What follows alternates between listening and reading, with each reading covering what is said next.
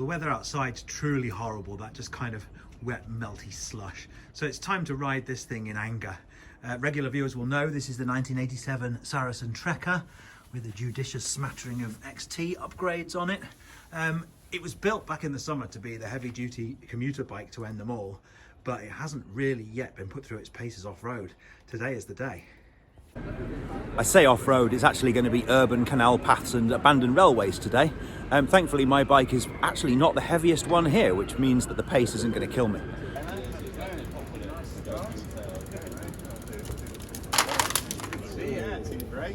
How are you doing? All right. Yeah, good man.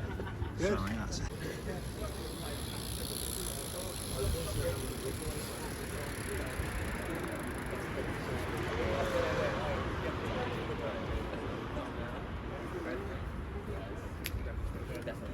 Shout out here to Scott, aka Where Humans Cycle on Instagram, one of the OGs of bike restoration.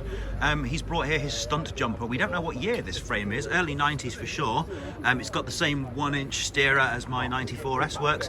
He's managed to find a 1-inch quill stem with a faceplate so he can put drops on it. And he's gone for the full butcher's dustbin of modern Dior, single ring. He's also, absolute baller move, got a priceless XT seat post which he's wrapped in Velcro because he just doesn't care.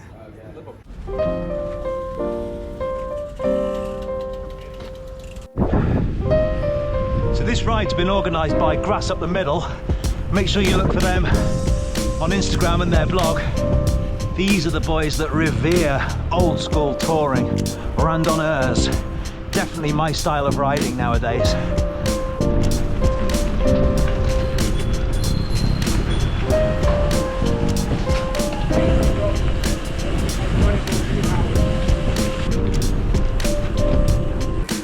Extreme action.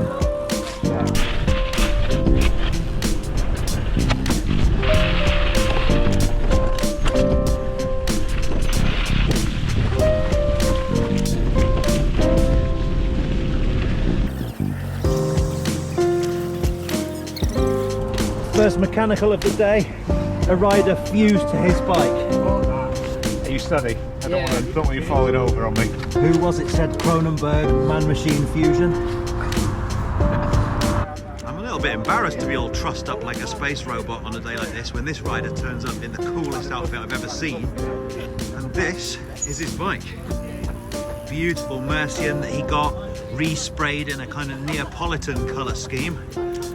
To be honest, normally I would place looking good above all other factors, but it's too cold today, so respect to this guy. And Brittany here in his map case. I think it was Mario Cipollini who famously had pretty ladies adorning his bike, no doubt as an excuse for his unusually high testosterone readings. Rad stunts on the stunt jumper. Icy and spicy as well. Retro tech interlude. When I built this bike back in the summer, this Dior cassette, which is original, it's a 6-speed, which predates Hyperglide, was so worn that the chain wouldn't engage with the gears.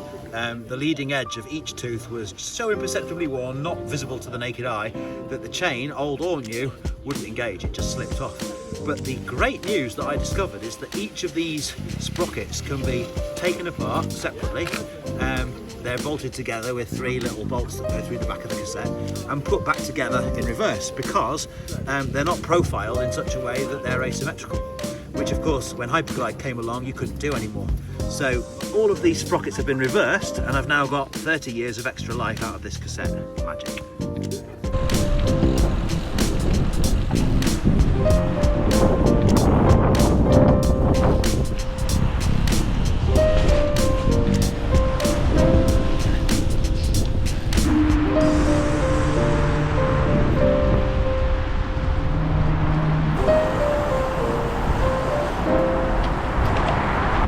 This Saracen is magnificent. It feels like I'm driving a long wheelbase Land Rover. I feel no less invincible. It's high, it's wide, it's indestructible. I'd say it's probably my favourite bike as of today.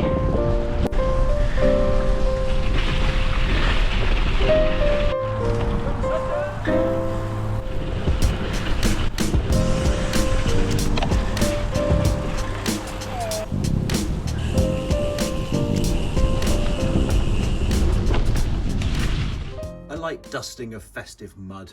I would call today this bike's first real shakedown. And in conclusion, there's a lot of carbon, titanium and XTR in my collection, and I definitely love this bike more than all of that stuff. It really is fabulous. Today's been perfect. The bike is indestructible. It feels like you could batter through any obstacle on it. It actually, despite its huge weight, does roll really smoothly thanks to these Ride Terra 1 tyres, which are the only concession to a modern upgrade that I've put on it, and they make a hell of a difference. Can't recommend them highly enough. They're grippy, they're supple. The indexing was absolutely crispy. The brakes, well, I say surprisingly powerful. U brakes are monstrously powerful. They're known for it. And generally speaking, it's fabulous.